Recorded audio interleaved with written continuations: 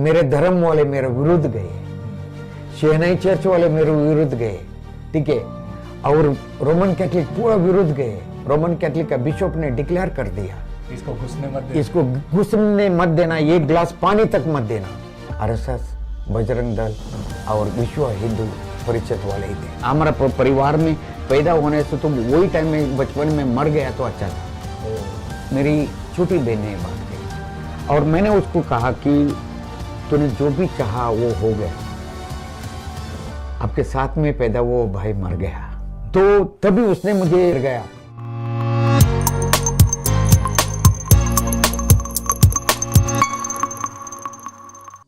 Praise the Lord, जय मसीह की। स्वागत है आपका एक और बार विजनरी रेडियो टीवी के इस खास प्रोग्राम जिसका नाम है लेट्स टॉक टुडे। हमेशा की तरह एक और बार कुछ ऐसी खास बात जो प्रभु की ओर से प्रेरित है। आज आपके लिए, मेरे लिए एक नई प्रेरणा है। प्रभु की बुलाहट, परमेश्वर की मर्जी, परमेश्वर की इच्छा, ये जानना हम सब चाहते हैं, लेकिन कैसे? आज सुनते हैं। हमारे बीच में है पास्टर जेरी लुइस। बहुत बहुत शुक्रिया एक और बार हमारे बीच में आने के लिए। प्रभु की महिमा हो, बहुत बहुत शुक्रिया। And earlier we just listened your testimony. परमेश्वर ने कैसे परमेश्वर ने इस्तेमाल किया एक ऐसे व्यक्ति को जो कि परमेश्वर का विरोधी है, बाइबल को कभी देखना नहीं चाहता, परमेश्वर ने उसे खड़ा किया और उसे इस्तेमाल किया ऐसे लोगों के जीवन में। मतलब लोग विदेश से भारत में जो है शुभ समाचार को लोगों को जीवन में प्रेरणा देने के लिए आना चाहते हैं और वो अपनी सेवा करते हैं, लेकिन परमेश्वर आपको यहाँ से वहाँ ले गया है जहाँ शुभ समाचार के नाम पर विरोध होता है और वहाँ पर परमेश्वर ने इस्तेमाल किया। As a beautiful story. But सवाल ये है, वहाँ परमेश्वर ने जो किया आपके लिए, वचन कहता है कि गर्भ में रचने से पहले मैंने तुझ पर चित्त लगाया, ध्यान लगाया, तेरे लिए योजना बनाई। What was that plan of God for you? आमीन। प्रभु की स्तुति हो। मैंने आपको मेरा गवाह में बताया कि मेरी माँ की मन्नत थी कि मेरे बेटे को मैं प्रभु का सेवकाई के लिए दूंगा, और जो कार्य के लिए प्रभु ने मुझे माँ के खोख के अंदर ही बनाया था, उसका उद्देश्य था कि मैं उसकी सेवा करूं। परंतु कोई संसार का हर एक चीज़ों में प्रभु ने मुझे जाने दिया ताकि मैं उसमें सारा सीखूं, तैयार हो जाऊं। जब मैं तैयार हो गया तो प्रभु ने मुझे सब कुछ छोड़ के बुलाया। और मैंने जैसे आपको पहली बार कहा कि मुझे सऊदी अरब का नौकरी छोड़ के आना आसान नहीं था। तो मेरी बहन भी विधवा हो चुकी थी, उसके 8 बच्चे थे, और मुझे भी छोटे बच्चे थे। एक बच्ची पैदा होने वाली, एक बेटा था, एक बच्ची पैदा होने वाली थी। और ये टाइम में मेरे पास में भी कुछ भी ज़्यादा कुछ फंड भी नहीं थे, और फिर भी मैं प्रभु के ऊपर जब प्रभु ने मुझे बुलाया, एक ही बात मैंने प्रभु से वादा की थी। क्योंकि प्रभु से मैंने कहा कि प्रभु मैं थोड़ा खुददार हूँ, मैंने इधर आके नौकरी की है और आप मुझे बोल रहे हैं कि सब कुछ छोड़ के मैं जाऊँ, तो मेरे पास ऐसा कोई चीज़ नहीं है कि उतना बैंक बैलेंस नहीं है कि मैं जाके कुछ कर सकूँ। परंतु मैं आप जो कहते हैं मैं सब कुछ करूँगा, परंतु ये कि मैं कोई मनुष्य के सामने हाथ नहीं फैलाऊंगा। क्या बात है? हाँ, क्या बात है? परंतु आपके सामने उठाए हुए हाथ अपने कभी खाली नहीं लौटना है। और प्रभु को धन्यवाद हो, वो दिन से आज तक प्रभु ने मुझे कभी किसी का सामने हाथ फैलाना नहीं दिया। तो कभी परिवार ने इस बात का विरोध नहीं किया? किया। ऐसे समय में जब घर में बहन का, बच्चों का, सबका, क्योंकि बाहर जो है उस पर बहुत बड़ी आशा है। ऐसी गाय जो दूध दे रही हो, दही दे रही हो, पनीर पर सब कुछ दे रही हो, अचानक वो गाय। मेरे दोनों बहनों के लिए मैं हमेशा मेरे दोनों बहनों को मेरे 2 आंखों के जैसा समझता था, और उन लोग को से साथ रहना, उन लोग को मदद करना, हर एक रीति में उन लोग को भी सहायता करके जाना। एक छोटा भाई होते हुए भी मैं ये सोचता था कि बड़ा भाई होके जो जिम्मेदारी मेरे ऊपर आनी थी, छोटा भाई होके आ गया, तो मुझे उन लोग की तरफ करना चाहिए। बहुत अच्छा। परंतु उनके लिए भी मैं एक शांत था। उन लोग भी बोल रहे थे कि ये हमारा भाई विदेश में बड़ी कंपनी में काम कर रहा है, उन लोग को भी एक शांति। जब मैंने सब कुछ छोड़ के आया तो उन लोग का सारा सपने टूट गए। तो मेरी छोटी बहन को बहुत बड़ा धक्का हो गया, क्योंकि मैंने पहले इंटरकास्ट मैरिज की, ठीक है, दोनों बहनों को भी यही धक्का था। और दूसरी बात, क्योंकि मेरे ही मर्जी में चला था, मेरी चीज़ें कर रहा था, क्योंकि किसकी बातों में सुनता नहीं था, ठीक है। और अब उन लोगों ने सोचा ये नौकरी भी छोड़ के आया है, ठीक है, अभी ये रास्ते में आएगा। उन लोगों ने ये सोचा अभी ये हमारा कोई काम का नहीं है ये, ठीक है, ये रास्ते में आएगा, अब ये क्या करेगा पता नहीं, ठीक है। तो ये सोच के जैसे मेरी बहन को पता चला कि मैं प्रभु में आया, तो मेरी बहन ने मुझे, छोटी बहन ने मुझे कॉल करके कहा ऐसा तूने क्यों किया, हमारा धर्म को क्यों छोड़ दिया, और पहले तूने इंटरकास्ट मैरिज कर दी, तेरा मर्जी में चल दिया, अभी भी तेरी मर्जी कर रहा है, हमारा धर्म को देख के हमारा परिवार का नाक कटवा रहा है, क्या क्या बोलने लगे। और उसके ऊपर हमारी माँ को भी तूने बदल दिया, क्या क्या विरोध करने लगी। तब मुझे बोला कि हमारा परिवार में पैदा होने से तुम वही टाइम में बचपन में मर गया तो अच्छा था। मेरी छोटी बहन ने बात कही, और मैंने उसको कहा कि तूने जो भी चाहा वो हो गया, आपके साथ में पैदा वो भाई मर गया, अब जो जीवित है यीशु मसीह उसके अंदर जीवित है, और उसके लिए मैं जीवित हूं। वो भाई खत्म हो गया, वो भाई आपको दोबारा नहीं मिलेगा। आमीन। तो तभी उसने मुझे ये बात कही, तो तेरे पास बात करने के टाइम में मैं मर जाती तो अच्छा है। मैंने बोला यही मेरी दुआ है, तेरे पापों के लिए तू मर जा और एक नया जीवन यीशु मसीह में जी ले। आमीन। जो मैंने कहा वो हो गया। ये बातें ना अक्सर परिवारों में होती है, लेकिन है ना लोग मिसअंडरस्टूड करते हैं। अगर सही रीति से सोचो कि मरना और जीना क्या है, किस रीति से है, तो मजा है कुछ। आमीन। तो मैंने जो भी मेरा बहन को कहा वो हो गया। आज मेरी दोनों बहनें प्रभु में हैं। आमीन। उन लोगों को पूरा परिवार प्रभु में है। आमीन। तो ये आसानी से नहीं हुआ। वो पहला धर्म में थे, मुझे एक्सेप्ट करना उन लोगों को बहुत मुश्किल था।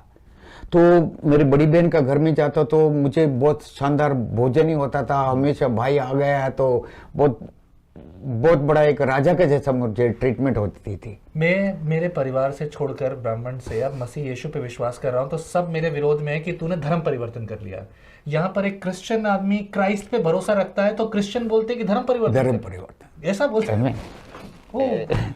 तो अब उसके बाद में मेरा बहन का घर में गया तो मेरी बहन ने मुझे ऐसा स्वीकार किया कि ये क्यों आया है, क्योंकि पहले हमारा नाम इसने बर्बाद कर दिया, अब हमारा धर्म को छोड़ के चल रहा है और ये भी इधर आ रहा है तो हमारा समाज में क्या होगा।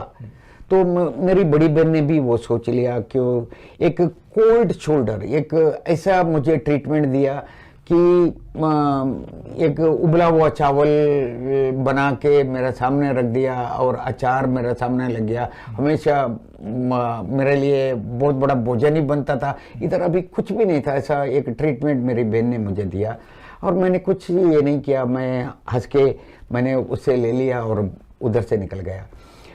और कई चमत्कार प्रभु ने उन लोगों का सामने, बड़े बड़े चमत्कार प्रभु ने किए।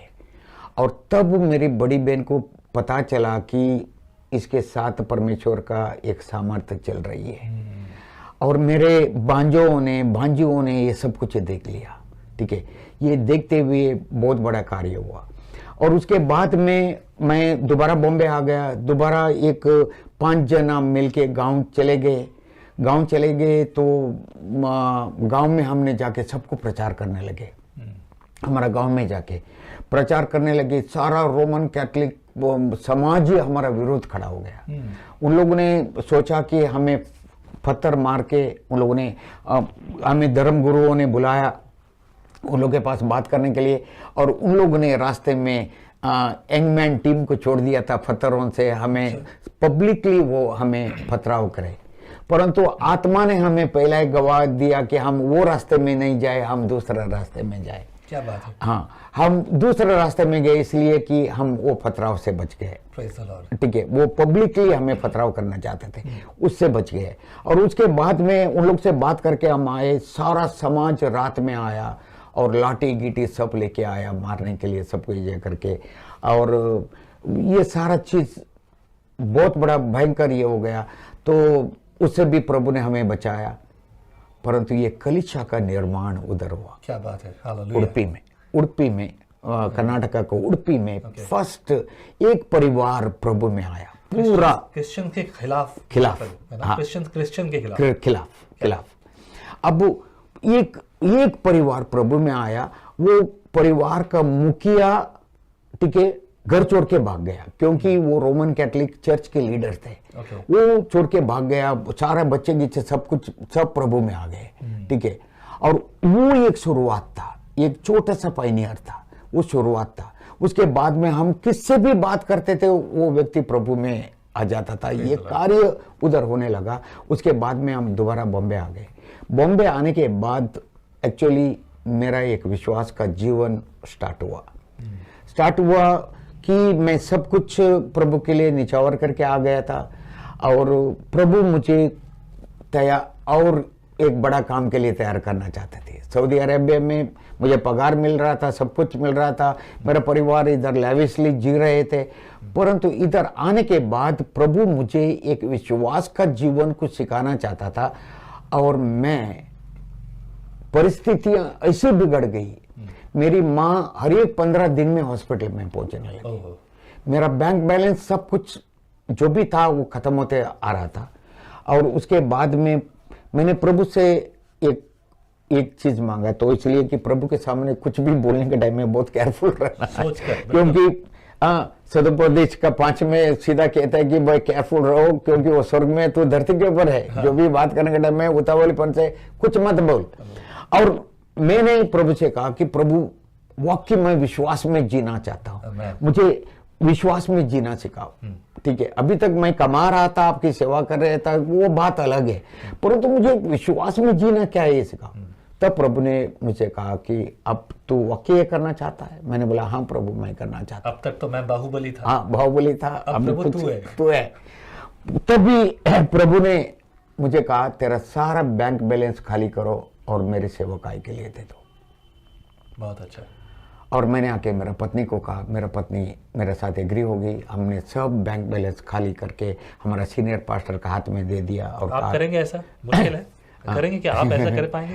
तो सीनियर पास्टर का हाथ में हमने दे दिया और बोला कि ये प्रभु का सेवकाई के लिए। उसके बाद में मेरे पास कुछ नहीं था। जैसे ही मैंने वो कार्य किया, अभी मेरे पास कुछ भी नहीं है। मेरे बेटी पैदा हुई थी, छोटी बच्ची को ब्लड मोशन स्टार्ट हो गया, और मेरे पास नौकरी नहीं है, कुछ भी नहीं है, मैं घर में हूँ। मतलब जो पॉटी में खून आने लगा? हाँ, पॉटी में खून आने लगा। तो डॉक्टर के पास लेके जाने के लिए मेरे पास वो टाइम में डॉक्टर का फीस, स्पेशलिस्ट का फीस 60 रुपया था, मेरे पास 40 रुपया थे और 20 रुपये कम थे। मैंने बोला कि प्रभु अभी क्या करूं मैं, मेरे पास कुछ नहीं है। तो मैंने वो छोटे बच्चे को हाथ में ले लिया और मैंने कहा कि प्रभु तूने दिया वो वरदान है, तूने बहुत ब्यूटीफुल वरदान मेरे हाथ में दिया है, और इसको आप चाहिए तो आप ले सकते हैं, नहीं तो प्रभु इसको चंगाई दे दो। जो मैंने प्रार्थना की, और उसके बाद में मैं इतना बड़ा जॉब में था। इधर आने के बाद मेरे पास नौकरी नहीं थी, कुछ भी नहीं था। मैंने एक छोटा जॉब लेना पड़ा, और वो भी जॉब क्या है, टाइपिस्ट का जॉब। ओके। आईडीएम में कंपनी में मैंने एक रिप्लेसमेंट, उधर के एक टाइपिस्ट अपने छुट्टी में जा रहा था, उसका रिप्लेसमेंट का जॉब में मैंने ये किया, जॉब मैंने ले लिया। और मैंने किसको कुछ नहीं कहा, मैंने, क्योंकि और एक गलती मैंने की थी, क्योंकि वो जॉब में जाने के लिए प्रभु ने मुझे आगे बढ़ाया था। क्योंकि मैंने प्रभु को कहा, प्रभु मैं तेरे लिए झाड़ू मारने के लिए भी तैयार हूँ। तो बोला कि बेटा उतना करने की जरूरत नहीं, अब मैं तुझे नम्र बनाता हूँ, ठीक है। क्योंकि ये सारा चीजों में प्रभु मुझे तैयार कर रहा था, नम्र बना रहा था, ठीक है। और ट्रेनिंग टाइम था, ये था, और विश्वास में चलाने के लिए मुझे पूरा खाली हो गया, सब कुछ अभी चला रहा था। और उसमें मैंने जॉब ले लिया, जॉब करने लगा, और प्रार्थना करके मैं ऑफिस में गया, और मेरा पत्नी ने मुझे कॉल करके कहा कि आपकी प्रार्थना सुन ली, हमारा बच्ची ठीक हो गया। हालेलुया, प्रेज़ द आमीन। प्रभु की स्तुति हो। उसके बाद में ऐसा चलने लगे, मैं प्रभु से मांगने लगा, और तब एक 7 दिन का फास्टिंग प्रेयर में एक आज ये वो सीनियर पास्टर है पॉल कॉटरस करके, उसके साथ में हम 7 दिन फास्टिंग प्रेयर में गए। मतलब ये बात सबको समझनी चाहिए ना, हम प्रभु ने जब सेवा के लिए बुलाया है तो ये फूलों का जो है पगडंडी नहीं है, फूलों से भरी हुई नहीं है, वो दुखों के साथ है, लेकिन परमेश्वर सिखा रहा है, बढ़ा रहा है, चला रहा है। आमीन। है कि नहीं?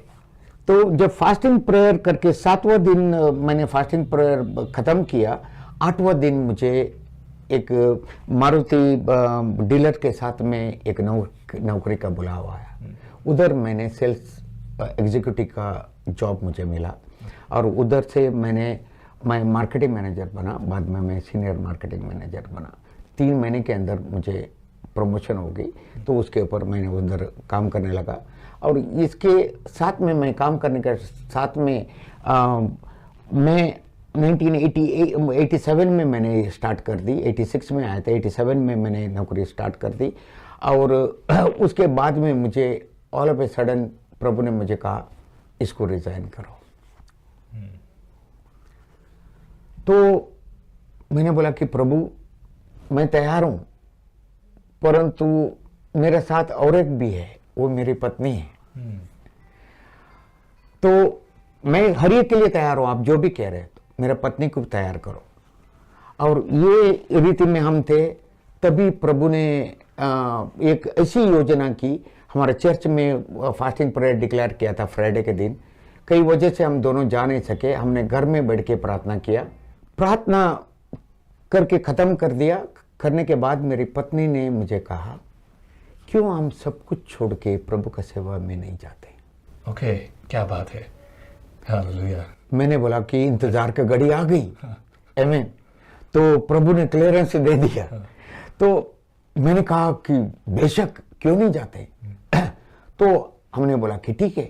और वो दिन फ्राइडे का दिन था, सैटरडे के दिन निकल गया और संडे के दिन मैं सुबह प्रार्थना में था, तभी प्रभु ने मुझे रोमियो 12 का 1 से 2 तक मुझे वचन दिया। मैंने उसको लेके मैंने उसके ऊपर अध्ययन किया और प्रार्थना की और मैं चर्च गया मेरा परिवार को लेके।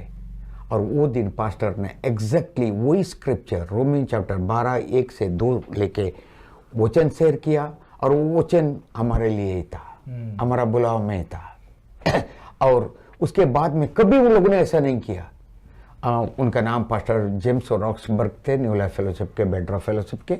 जब उन लोग ने ऑल्टर कॉल दे दिया, बोला कि इधर जो भी प्रभु का आत्मा आपको सेवा के लिए बुला रहे थे, खड़े हो जाए, हम आपके लिए प्रार्थना करके भेजना चाहते हैं। मैं और मेरे पत्नी दोनों खड़े हो गए और उन लोगों ने मुझे कहा कि प्रार्थना किया। प्रार्थना करने के बाद वो दिन उन लोगों ने मुझे कहा कि आप हमारे साथ में लंच में शामिल हो जाओगे। हमने बोला ठीक है पास्टर। पहली बार उन लोगों ने घर में हमें लंच के लिए बुलाया। और उसके पहला सैटरडे के दिन मैं प्रार्थना में था, प्रभु ने मुझे एग्जैक्टली कहा था प्रभु वो मुझे कहाँ लेके जा रहा है, कौन सा प्लेस में लेके जा रहा है, ये सारा प्रभु ने मुझे कहा था। मैंने मेरा पत्नी तक भी नहीं कहा और मैंने प्रभु के सामने कन्फर्मेशन रख दिया था। प्रभु 2 पास्टरों का मुंह से मैं सुनना चाहता हूँ, एक पास्टर एस जोसेफ, नहीं तो पास्टर जेम्स रॉक्सबर्ग का मुंह से आपने मुझे ये प्लेस का नाम बोल के आपने मुझे बात करना पड़ेगा। और मैंने किसको नहीं कहा, मेरा पत्नी तक भी नहीं कहा। गिदेओन के समान कि भाई ऐसा होना चाहिए, होना चाहिए। तो जैसे मैं उन लोग का घर में खाना गिना खाने के बाद उन लोगों ने मुझे कमरे में बुलाया पास्टर ने और कहा कि जरी आप जानते हो कौन सा कैपेसिटी में प्रभु ने आपको बुलाया। मैंने बोला हाँ जानता हूँ। अब जानते हो प्रभु ने आपको कहाँ बुलाया। मैंने बोला हाँ मैं जानता हूँ। मैंने बताया नहीं कहाँ। तब पास्टर ने मुझे कहा जरी मुझे लगता है कि प्रभु की आत्मा मुझे अगुवाई कर रही है, प्रभु आपको राजस्थान अजमेर से शुरुआत करने के लिए बुला रहा है। क्या बात है। मैंने उधर ही घुटना टेक लिया। मैंने बोला कि प्रभु मैं तैयार हूँ। हालेलुया। आमीन। मैंने पास्टर को तब बताया, पास्टर एग्जैक्टली मैंने जो प्रभु के सामने रख दिया था आपका मुंह से आ गया, ये प्रभु से है, हम जाने के लिए तैयार हैं। तब हम तैयार हो गए। तैयार होने के बाद मैं घर में आ गया। घर में आके मेरा पत्नी को बोला कि हम अजमेर चलते हैं सेवकाई के लिए। तो मेरा पत्नी को पता नहीं था अजमेर कहाँ है। कभी सुना नहीं। कभी सुना नहीं, ना मैंने कभी अजमेर के बारे में देखा है नहीं, ना सुना है, कभी पहुंचा नहीं। परंतु प्रभु की आत्मा ने मुझे वचन से कहा था, डियोट्रोनॉमी चैप्टर 11 वचन 11 से 14 तक, बोलते कि जो देश में तू जाने वाला है वो देश को पहाड़ियों और तराइयों ने घेरा हुआ प्लेस है। अच्छा। और स्वर्ग आसमान की बारिश से वो सींच जाएगा। यदि तू मेरा वचन को सुनेगा, मैं पहली बारिश और आखिरी बारिश भी मैं आपको दूंगा। क्योंकि मैं 1988 इधर आने के पहला ये राजस्थान में 5 साल का अकाल घोषित किया गया था। ड्रॉट था। ओके। बारिश नहीं थी इधर, ठीक है। और इधर के पूरा जानवर मर रहे थे, जमीन फट रही थी और पानी का कोई आशा नहीं थी, कुछ भी नहीं थे। लोग इधर से पूरा भाग रहे थे, ठीक है। और वो टाइम में और मैं डर गया। मैंने प्रभु से कहा, प्रभु तू मुझे कहाँ लेके जा रहा है? मैं ये सोच रहा था किधर ये साउथ इंडिया में लेके जाएगा, नहीं तो हिमालय के छोटी शानदार वातावरण में इधर किधर लेके जाएगा, मेरे लोगों में ले जाएगा। हाँ, तू कहाँ लेके जा रहा है, ठीक है। और मैंने पूरा मोसेस ने जो यूज किया हर एक को मैंने यूज कर दिया। मतलब कि प्रभु मुझे बोलना नहीं आता है, मुझे हिंदी बोलना नहीं आता है, मुझे वो करना नहीं आता है, कहाँ मुझे लेके जा रहा है। तब मुझे प्रभु ने ये वचन दे दिया। ये वचन को लेके मैं निकल पड़ा। और मेरे साथ में मेरे पास्टर जेम्स रॉक्सबर्ग मेरे साथ में आ गए। और रास्ते में हम आ रहे थे तो ब्यावर के पास आने के टाइम में काले बादल छा गए। ब्यावर के पास काले बादल छा गए। मैंने पास्टर से पूछा, पास्टर हम कहाँ पहुँच गए? बोलते कि हम ब्यावर पहुँच गए, 1 घंटा है इधर से। क्योंकि पास्टर के कई रिलेटिव्स इधर रहते थे, वो एंग्लो इंडियन थे, ठीक है। उनके कई अजमेर में रहते थे। तो उन लोगों ने कहा कि अजमेर के लिए 1 घंटे का रास्ता है ट्रेन में। जैसे मैंने अजमेर में कदम रखा, बूंदाबांदी स्टार्ट हो गई। क्या बात है। ट्रेन से उतरा, बूंदाबांदी स्टार्ट हो गया। हम रिटायरिंग रूम में कमरा लेके हम उधर रुक गए, ठीक है। और वो रात इतना बारिश आ गई और दूसरा दिन घुटने भर पानी में मैं सड़कों में चला। हालेलुया। क्योंकि वो 5 साल में बारिश नहीं थी। और पहली बार अगस्त 4 तारीख 1988 में मैंने इधर कदम रख दिया था। और प्रभु ने इतना बारिश दे दिया, वो शुरुआत थी। और प्रभु ने जो कहा था लिटरली प्रभु ने नेचुरल वे करके दिखाया। अभी मुझे आत्मिक बारिश दिखनी थी। आमीन। तो आने के बाद कुछ साधन नहीं है, किसको मैं जानता नहीं हूँ, ठीक है। जेम्स रॉक्सबर्ग में 2-3 रिलेटिव्स को लेके दिखाया, ये लोग के बीच में कुछ काम कर ले, क्योंकि ये मेरे परिवार के रिश्तेदार है, तो इन लोग को कैसा भी करके प्रभु में ला तू। तो ये बोल के वो दूसरा दिन अजमेर से निकल गए। अभी मुझे पीछे छोड़ गए और मैं किसी को भी नहीं जानता, कहाँ जाऊँ, ठीक है। अकेला आया हूँ। तो मैंने एक बाइसिकल को हायर किया, ठीक है। वो टाइम में सारा दिन के लिए 10 रुपया देना था। और उसको करके मैं बाइसिकल राइड करके पूरा शहर के गली गलियों में घूमने लगा। और घूमते घूमते मुझे याद रहा मेरी जीजा जी की एक कजिन सिस्टर इधर नंस है, ठीक है, अजमेर में थी। उसको मिलने के लिए गया। उसने मुझे कहा, कहाँ आए हो आप? हाँ, ये परमेश्वर का श्रापित जगह में क्यों आए हो? हाँ। तो उसका मुंह से जब मैंने ये सुना तो मैंने बोला कि भाई आपके बहन आपके लिए ये शराबी जगह होगा, मेरे लिए वादा किया वो प्रॉमिस लैंड है, ठीक है। तो फिर भी मैं निराश नहीं हुआ। उसके बाद में पॉल के एंट्री करते ही पहले जो कोई व्यक्ति मिलता है, जैसे कुछ अच्छी आशा रखते हैं तो इधर निराशा। उसके बाद में मैं एक विश्वासी पास्टर से मिला, ठीक है। वो ब्रदर असेंबली के थे, उन लोग से मिला। वो हम मुझे इतना कहानियां बोलने लगे, उत्साहित करने के बदले कि उन लोग मुझे भगाना ही चाहते थे, ठीक है। वो भगाना चाहते थे, बोला कि ये बंदा क्यों आया इधर। वो भगाना चाहते। उधर भी मुझे कोई वेलकम नहीं मिला, कुछ ये नहीं मिला। फिर भी मैंने बोला अभी क्या करूं, बस प्रार्थना ही करूंगा। पर अंदर से मुझे एक निराशा एक किस्म का डर का जैसा बैठ गया। मैं किसको जानता नहीं हूँ, अभी कहाँ से शुरू करूँ, कैसे शुरू करूँ, किससे मिलूँ, कहाँ रहूँ। ठीक है, फिर भी मैं कोशिश करते करते मकान ढूंढने लगा। आप अकेले आए थे? अकेला आया था। अच्छा। मकान कोई देने वाला नहीं, मेरे साथ में पत्नी तो है नहीं, अकेला आया हूँ सर्वे करने के लिए लैंड। तो अभी कुछ नहीं, गली गलियों में घूम के लोगों को देख रहा हूँ, प्रार्थना कर रहा हूँ, इतना है। और किसकी पहचान नहीं, किसको वचन दे दो, कुछ नहीं। आखिर में मुझे एक स्टेट बैंक में मुझे एक गोवन भाई की रोमन कैथलिक थे, उसका पहचान हो गया। ठीक है, और क्योंकि थोड़ा सा अमाउंट विड्रॉ करने के लिए मुझे बैंक में जाना था, तो मैं उधर पहुंच गया, तो उससे मुलाकात होगी। तो उन लोगों ने बोला आप कहाँ से आए, तो मुझे पता चला वो गोवन है, तो मैं उसके भाषा में बोलने लगा, तो इम्प्रेस हो गए वो। तो कोई तो मिला। हाँ, कोई मिला, तो वो मुझे अपने घर लेके गए। घर लेके गए तो उन लोगों ने मुझे पहली बार खाना गिना खिलाया।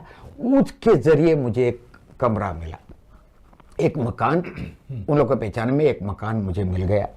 और मकान का किराया मैं एडवांस दे के मैंने दे दिया। फिर अंदर से मुझे लगता है कि जरी इधर से भाग जा। ठीक है, भाग जा, क्योंकि शैतान बोल रहा है कि तू इधर रहना ही नहीं, भाग जा। तो मैं ये इरादा कि अच्छा हो गया, किराया दिया तो गया तो कोई बात नहीं, फिर भी अभी पत्नी को नहीं लाया, बच्चों को नहीं लाया, बहुत अच्छा है। ठीक है, वापस जाऊंगा करके मैं घर पहुंचा ही था। एक प्रभु का सेवक, ठीक है, मेरे घर पहुंचे तो उन लोगों ने कहा ब्रदर जेरी आप कब आए? मैंने बोला अभी अभी अंदर घुसा हूं। बोले कि मैं प्रार्थना कर रहा था कल रात आपके लिए, और प्रभु के आत्मा ने मुझे कुछ बोलने के लिए कहा, जो इरादा आप लेके आए हैं उसको छोड़ दीजिए। तो प्रभु ने मुझे प्रभु मूसा का लाठी का बारे में कहा। ठीक है, मूसा का हाथ में एक ऑर्डिनरी लाठी थी, प्रभु ने उसको फेंकने के लिए कहा। आप ऐसा लाठी है तो अपने आप को अपने राजस्थान में फेंका। अभी वो लाठी को परमेश्वर ने उठाया, वो साधारण लाठी नहीं है, वो लाठी परमेश्वर की लाठी बन चुकी है। और अब वो लाठी आप परमेश्वर की लाठी बन चुके हैं। परमेश्वर कहता है कि आपने वापस जाना है, परमेश्वर बड़े बड़े चिन्ह और चमत्कार करेगा। क्या बात है। और आपको इस्तेमाल करेगा। तो पहली बार जो जमीन में आया, निराशा लेके मैं वापस आ गया, और इधर एक भाई ने मुझे उत्साहित किया। तब मेरा पत्नी को कहा हम चलते हैं, मैंने किराए दे के आया हूँ, मकान मिला है, और ये, और हमने लगेज ये पूरा पैक कर दी। और मेरे साथ में अभी पास्टर डॉल्फी है, सीनियर पास्टर है इधर राजस्थान में, वो मेरे भांजे हैं, बड़ी बहन का ये, और मेरे साथ साथ में विश्वास में वो पहली बार वही आए थे। ठीक है, और मेरा पत्नी के साथ में विश्वास में वही आए थे। और उसको लेके मैं टेम्पो में सामान भर के, ठीक है, जो बचा हुआ सामान को लेके हम इधर आ रहे थे। रास्ते में टेम्पो ब्रेक डाउन हो गया। शैतान के रुकावट स्टार्ट हो गई, टेम्पो ब्रेक डाउन हो गया। फिर भी उसको हमने इंजन डाउन करके उसको बांध के पूरा ये करके रोड में सो के क्या क्या करके हम कैसे भी राजस्थान पहुंच गए। वापस आने के टाइम में हमारा टेम्पो को एक ट्रक ने मार के, हमारा टेम्पो रास्ते में जाने वाला था, तो उससे भी प्रभु ने हमें बचाया। क्या बात है। हाँ, और उसका हम गहरी नींद में थे, हमारा सामने का टेम्पो का टायर निकल गया, खाई में जाके गिर गया। ठीक है, और टेम्पो ऐसा, हम जब उठ के देखा कि ड्राइवर ने हमें उठाया, उठ के देखने टेम्पो ऐसा टेढ़ा खड़ा है। और हमने बोला क्या हो गया? तो उसने बोला उठ के देखो। ड्राइवर ने खड़ा करके टायर ला के रखने के बाद हमें उठाया था, तब तक हम गहरी नींद में थे। ठीक है, प्रभु ने उधर भी हमें बचाया। ये सारा करके हम आ रहे थे आगे, तो जाने के टाइम में हमने सोचा हम कैसा खाली जाए, तो YWM का एक टीम आए थे, हमने उनको उठाया और चर्च के बस को लेके हम अजमेर वापस आ रहे थे। आने के टाइम में तो ड्राइवर थक गए थे, तो उन लोगों ने बोला कि क्योंकि वो बस को मैंने बॉम्बे में भी चलाया था, और मुझे ड्राइवर ने कहा कि आप थोड़ा मुझे मदद करो, मैं थका हूँ, थोड़ा आप चलाओगे? मैंने बोला ठीक है। जैसे ही मैंने ड्राइवर सीट में बैठ के गाड़ी चलाने लगा, मैं पूरा ब्लैंक हो गया। और सामने एक ट्रक खड़ा था, ट्रक को जाके ठोक दिया। और मुझे कुछ नहीं दिखाई दिया रोड के ऊपर, तो रख गया पूरा, सामने का विंडशील्ड सब टूट गया, मिनी बस था, पूरा विंडशील्ड टूट गया। और वो टूटा विंडशील्ड टूटा हुआ गाड़ी को चला के हम अजमेर तक आ गए, ठीक है, टीम को लेके। किसको कुछ नहीं हुआ, परंतु वो बस पूरा जख्म हो गए, तो उसको लेके हम वही हालत में हम अजमेर आए। तो उधर से हमने सेवकाई को स्टार्ट किया। मेरी पत्नी लाखों में खर्चा करने वाली थी, हाथ भर पैसा लेके खर्चा करने वाली थी। अब उसका हाथ में देने के लिए मेरे पास कुछ नहीं था। क्या बात है, दिस इज न्यू बिगिनिंग। ये नया बिगिनिंग, एक विश्वास का जीवन था, कुछ नहीं था। तो वो टाइम में मुझे सिर्फ 1800 मेरा फ्लैट का, इससे मुझे 1800 मिलते थे, हमारा फ्लैट था, किराए में दिया था उसको। तो मेरा पत्नी का हाथ में मैंने 800 रुपया दे दिया, बोला कि तू घर चला, कैसे चलाएगी मुझे पता नहीं, यही मेरे पास है, ये तू घर चला। क्योंकि बाकी के बच्चों का एडमिशन मुझे करना था, बेटे के एडमिशन करना था, उसको फीस भरनी थी, और घर का किराया और पानी का ये था, उसके अलावा कुछ नहीं था, एक पैसा भी नहीं बचती थी। और मेरे पत्नी वो 800 रुपया लेके उससे भी दशवांश निकाल के, और हमारा वो पूरा दशवांश निकाल के उसका हाथ में दिया, उसको भी दशवांश निकाल के, और वो घर चलाने लगी। प्रभु की अनुग्रह, वो प्रभु का वचन कहते हैं कि वो उसके साथ जो अनुग्रह में चलता है, उसको मनुष्य के सामने भी अनुग्रह में वो चलाता है। क्या बात है। जो भी सब्जी बेचने के लिए आते थे, मेरा पत्नी को इतनी सस्ती सब्जी दे देते थे, और बचा हुआ सब्जी हमारा घर में छोड़ के जाते थे। क्या बात है। तो ऐसा हमारा घर चलने लगा, ठीक है, कुछ भी नहीं है, गाड़ी नहीं है, कुछ भी नहीं है। मैं बाइसिकल लेके हर रोज बाइसिकल चला के प्रार्थना करता था, और मैं पर्चे बांटने लगा, हर एक जगह में जाके पर्चे बांटने लगा। और मेरे साथ में शुरुआत में पास्टर डॉल्फी थे, ठीक है, वो भी हमारे साथ में पर्चे बांटने के लिए आते थे। सब कुछ ये करके हमने साइकिल से स्टार्ट किया, कुछ भी नहीं था। मेरा ये तकलीफ को देखते देखते मेरी माँ ने एक दिन कहा, बेटा मेरे पास थोड़ा सा सोना है, मैं तेरी तकलीफ को देख नहीं सकता हूँ। क्योंकि मेरी माँ भी, बूढ़ी माँ भी मेरे साथ में इधर आई थी, उसने भी चुन लिया मैं आपके साथ में सेवकाई में आऊँगी। और उसने मुझे उसका सोना बेच के छोटा सा एक मोफेट लेके दिया। तो छोटा सा मोफेट लेके हम चलाने लगे। मैंने बोला कि थोड़ा सा आराम तो हो गया साइकिल चला चला के।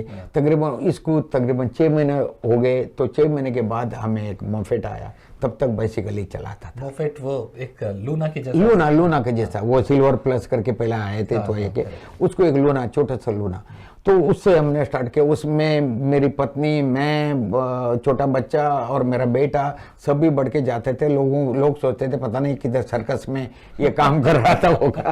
तो ऐसे वो उसमें हम जाते थे। तो ये सारा होते होते प्रभु का हर एक जगह में हम पहुंचने लगे, हम वचन देते लगे। हम देने के टाइम में हम पहुंचे एक हिंदू परिवार में, टेम्पल का पुजारी था, अजमेर का सबसे बड़ा शिव जी का मंदिर का पुजारी, उसका घर में। उसकी पत्नी 5 साल से बिस्तर में थी, उठती नहीं थी। तो मैंने जाके उसके लिए प्रार्थना किया, वो उठ के खड़ी हो गई 5 साल के बाद, उठ के खड़ी हो गई। और वो पुजारी ने शिव जी के लिए रखा हुआ कुछ मटका में पैसा डाल के रखा, वो मटके को उसने तोड़ दिया और मेरे सामने। मैंने बोला मुझे ये नहीं चाहिए। तो उन लोगों ने पूछा ये और क्या चाहिए आपको? मैंने बोला कि मुझे कुछ नहीं चाहिए, परंतु परमेश्वर के लिए आपका जीवन चाहिए। आमीन। उसने आपको चुना है, इतना बड़ा चमत्कार उसने आपका घर में किया है, उसका मतलब ये।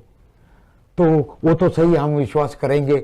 तो यीशु मसीह ने हमारे लिए, हमारा घर में बरकत लाई, चंगाई लाई, तो ये करेंगे। इसके अलावा क्या चाहिए? मैंने बोला कि मुझे शाम को प्रचार करने के लिए एक जगह चाहिए।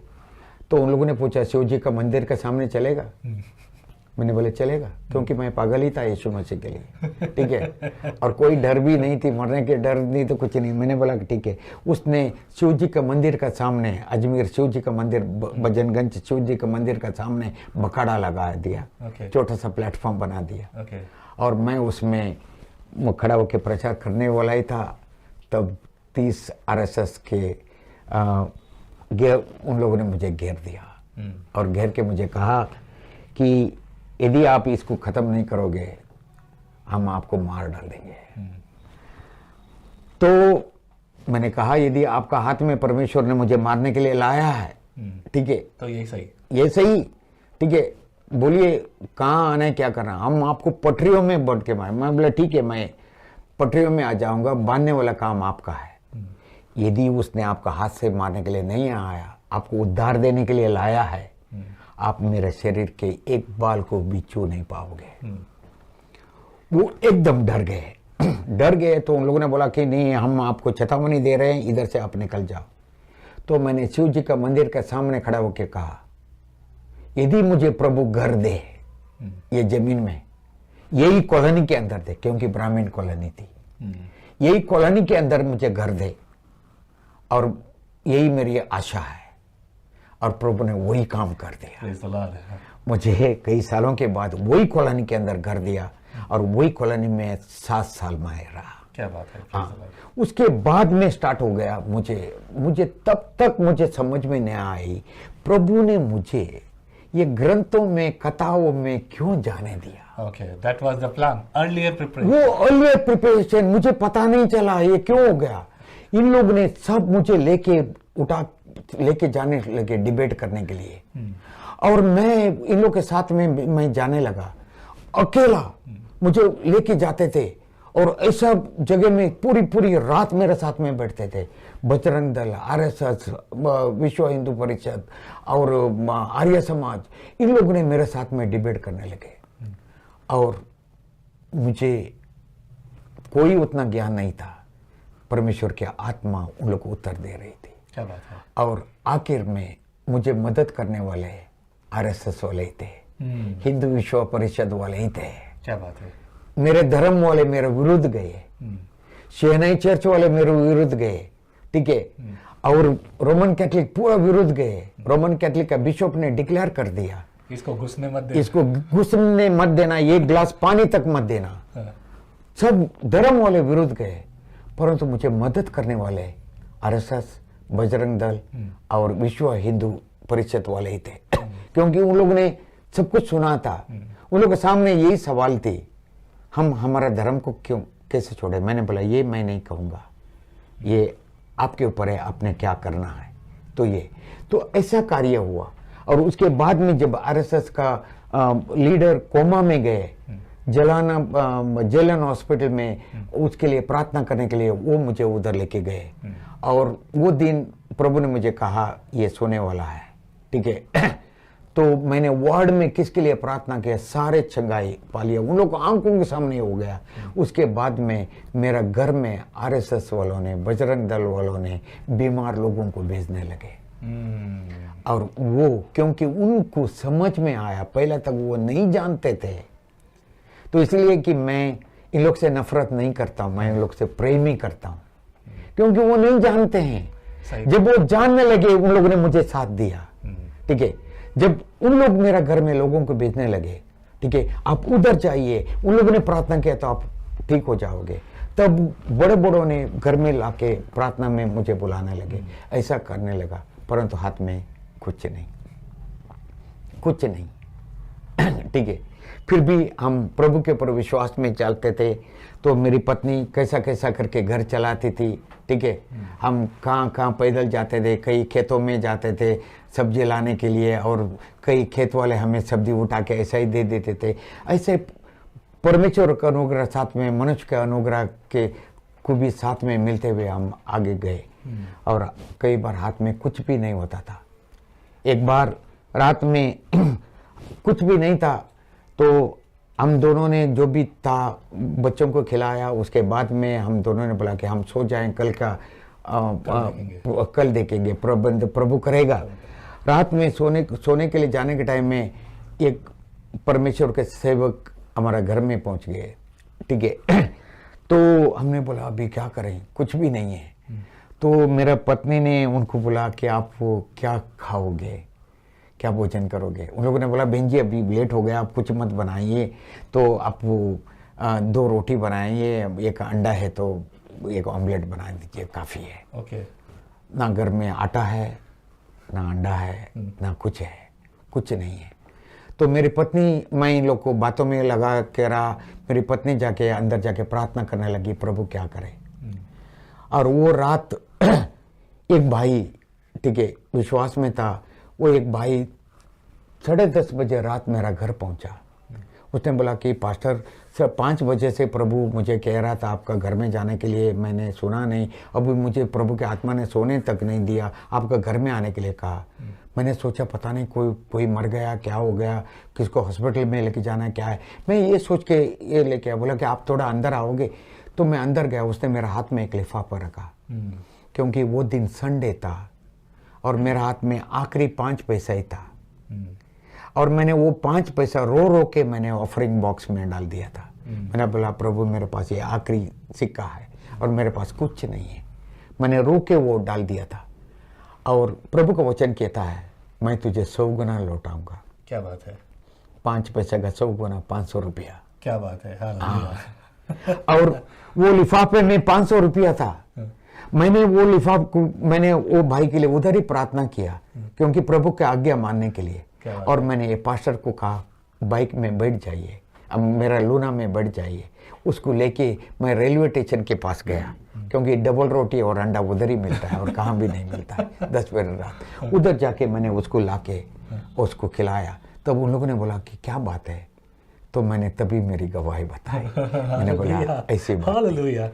वो रात एक रात भी उपवास प्रार्थना को छोड़ के एक दिन भी प्रभु ने वो दिन से आज तक हमें कभी किसका सामने हाथ फैलाने नहीं दिया, ना भूखा सोने नहीं दिया। ये बात बहुत जरूरी है कि परमेश्वर की आज्ञा, इन्होंने आज्ञा मानी, वो जो आखिरी था इनके पास वो इन्होंने दे दिया। ठीक वैसे ही जैसे उस विधवा को जिसके बारे में यीशु ने कहा, और ठीक वैसे जिस भाई ने ये दिया था उसके लिए भी धन्यवाद की प्रार्थना। आमीन। क्योंकि तूने भी आज्ञा मानी है। आमीन। मैंने मानी थी, अब तूने भी मानी है। आमीन। हालेलुया।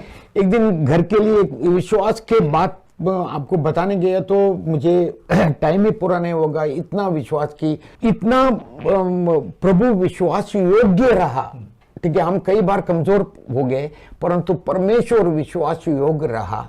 ये सेवक का हाथ आज तक देने वाला बनाया, किसके सामने मांगने वाला नहीं। आज भी मैं किसी का दुखों को देख नहीं सकता हूं, क्योंकि प्रभु ने एक छोटी सी और एक गवाही आपको बोलता हूँ। एक बार एक घर में एक पत्थर हमने बाटा को मंगाया था और उसका 34 रुपया था और मेरे पास 33 रुपया 90 पैसे थे। 10 पैसे की जरूरत थी और सारा घर ढूंढा, कहां भी नहीं मिला। बाद में मैंने प्रभु से प्रार्थना किया। मैंने बोला प्रभु अब क्या करूं, 10 पैसे के लिए मेरी इज्जत की सवाल है, मैं कैसे दे दूं। वो भी सोचेगा मैं कौन कंजूस हूं।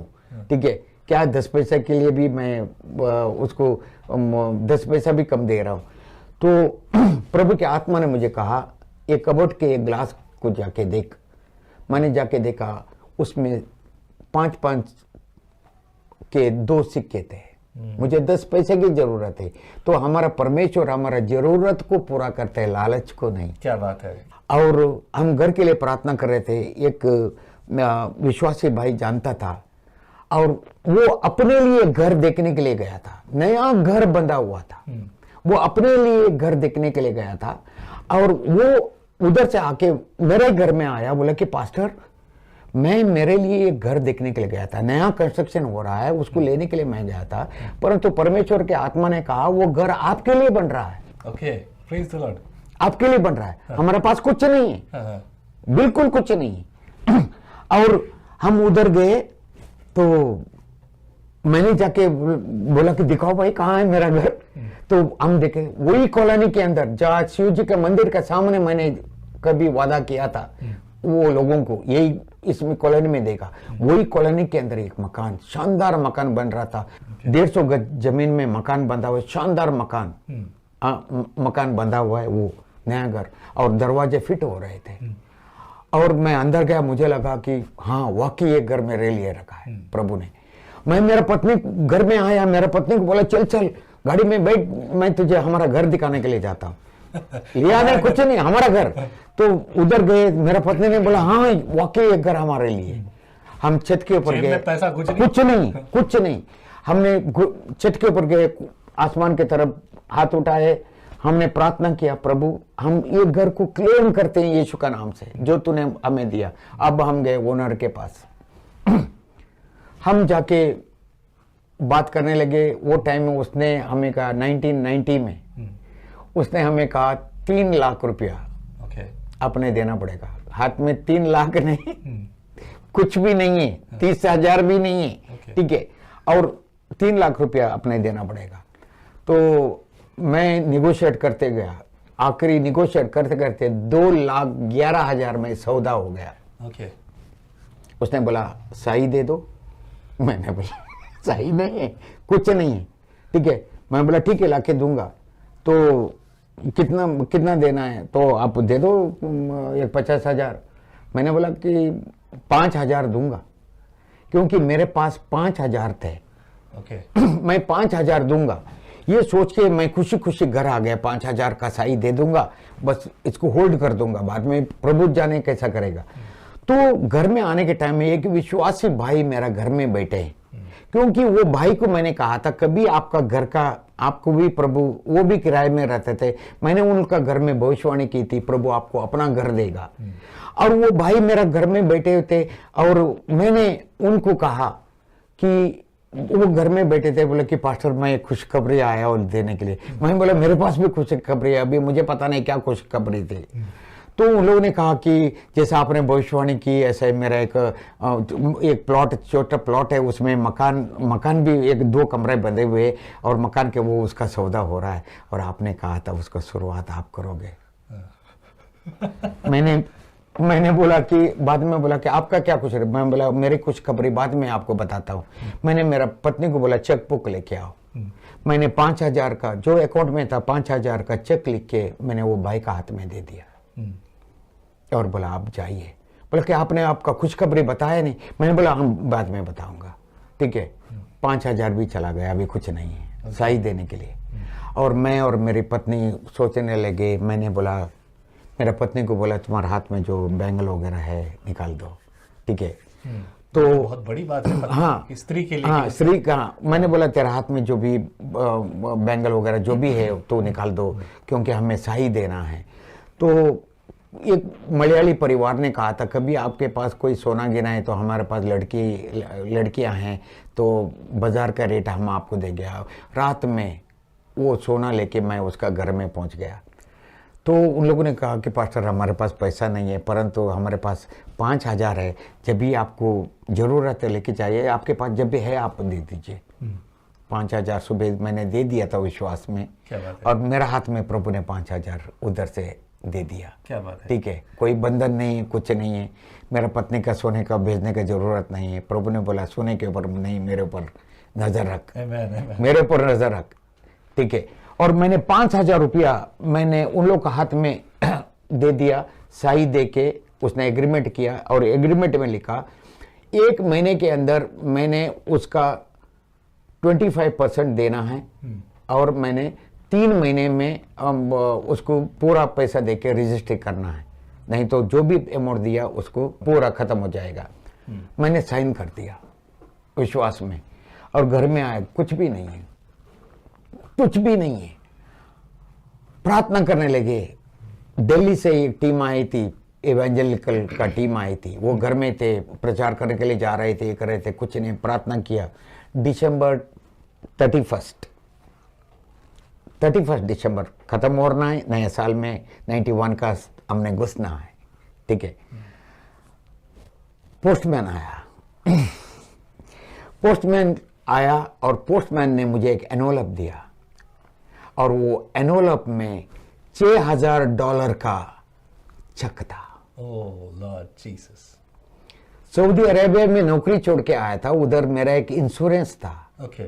वो गवर्नमेंट का इंश्योरेंस, एम्प्लॉय, ऐसा हमारा प्रोविडेंट फंड होता है, ऐसा ही था।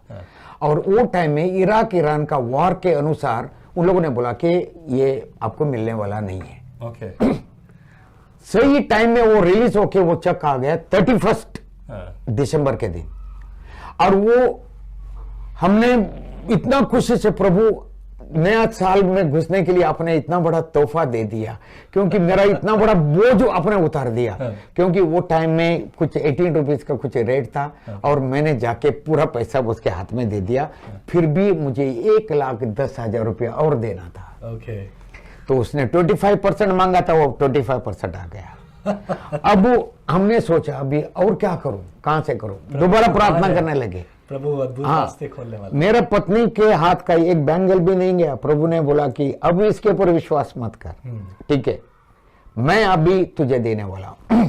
अभी ये गया। उसके बाद में मैंने बोला कि अभी क्या करूं। मेरे पास एक 25,000 का एक एफडी थी, ठीक है, मैंने 10 साल के लिए रख दिया था उसको, वही थी और दूसरा कुछ नहीं था। मैं बैंक मैनेजर के पास गया तो बैंक मैनेजर ने बोला कि तो आप सऊदी अरेबिया में थे, आप कहाँ रेमिट कर रहे थे। मैंने बोला सिंडिकेट बैंक में कर रहा था। तो मुझे अवार्ड का लेटर भी मिला है, अवार्ड मिला है मुझे सिंडिकेट बैंक से रेमिटेंस के लिए। तो मैं एक आपको आइडिया देता हूं कि आपका 25,000 के जो डिपॉजिट 10 साल के बाद जो होने वाला है, हाई रेट का इंटरेस्ट था, फॉरेन करेंसी का ये था वो। तो उसके ऊपर आप लोन मांगिए, 75% आपको लोन मिलेगा। अच्छा, ठीक है, और बाकी का पैसा आपका इंटरेस्ट में हो जाएगा। आप उन्हें कुछ करने की जरूरत नहीं। कैलकुलेट करके देखा कि 1,10,000 रुपया। क्या बात है, हालेलुया। एग्जैक्टली।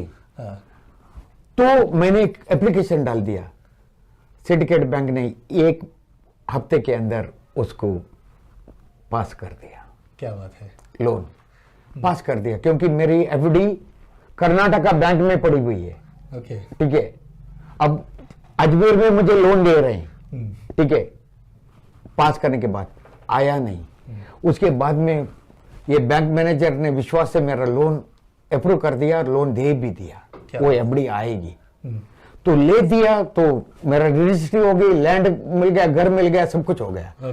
मेरा पत्नी का 1 ग्राम भी सोना मुझे देना नहीं पड़ा, ना कहां भी बंधन में प्रभु ने मुझे, क्या बात है, नहीं रखा। कोई कर्जा नहीं, कोई कर्जा नहीं, कुछ नहीं, ठीक है। मेरा हाथ में था सिर्फ 50 रुपया, ठीक है, और वो 50 रुपया में 3 लाख रुपया का कोटी प्रभु ने मुझे, क्या बात है, वही कॉलोनी में मुझे वो दे दी। भरोसा और विश्वास योग्यता जो प्रभु पर रखते हैं उनके लिए प्रभु मार्ग खोलता है। क्या आप रख रहे हैं? क्या आप इस पर भरोसा करते हैं? क्या इसके तरह, इस विचार की तरह, इस बात की तरह, इस विश्वास पर कि प्रभु ने कहा है, आप जीवन जी लीजिए, फिर देखेंगे आप अद्भुत काम। आमीन। ऐसा करके हमने किया, फिर भी देना छोड़ा नहीं। क्या बात है, कभी नहीं छोड़ा। आज भी कोई व्यक्ति मुसीबत में, आज दुख में है, क्योंकि मुझे वो याद आता है, मुझे प्रोवाइड करने के लिए प्रभु ने किसी ना किसी को इस्तेमाल किया है। आमीन, आमीन, आमीन। तो यदि मुझे प्रभु ने मुझे दिया, मैं मेरा हाथ कैसे छोटा करूं? क्या बात है, क्या बात, कैसे छोटा करूं? Praise the Lord। तो इसलिए कि मैंने प्रभु से यही मांगा था, प्रभु मुझे तू, क्योंकि प्रभु को वचन कहता है कि मैं तुझे मांगने वाला नहीं, देने वाला बनाऊंगा। और प्रभु ने मुझे आज तक मुझे देने वाला बनाया। ना कोई काला, ना कोई गोरे के सामने मैंने हाथ नहीं फैलाया। 36 साल का मिनिस्ट्री में FCIR अकाउंट का जरूरत नहीं पड़ी। क्या बात है। हाँ, सेवकाई में कोई कमी नहीं हुई, हर एक जगह में प्रभु लेके गया। आज तक प्रभु ने वो इसी रीति से हमें संभाला है। क्या बात है। तो आज तक भी ना हम हमारा बच्चों के ऊपर निर्भर है, ना हम हमारा बच्चों के पास मांगते हैं, ना किसी के पास भी नहीं मांगते। जो उन लोगों ने जो भी आशीष करके दे दिया, हम उसको स्वीकार करते हैं, उन लोग को आशीष देते हैं, परंतु हम उनके ऊपर निर्भर नहीं, क्योंकि एक ही राजा है, एक ही राजा है। हमारे बच्चों को भी हमारे ऊपर राजा बनने के लिए नहीं देंगे। आमीन। क्योंकि हम संपूर्ण से बिक चुके हैं और बिकने के लिए कुछ नहीं है। जब बिक चुके हैं, उसको संभालने वाला वो है। आमीन। तो ये 36 साल में हमारे सेवकाई में और किसको देने में, किसको मदद करने में, और हमारा घर का परिवार में हमारे बच्चों ने बहुत तकलीफें देखे।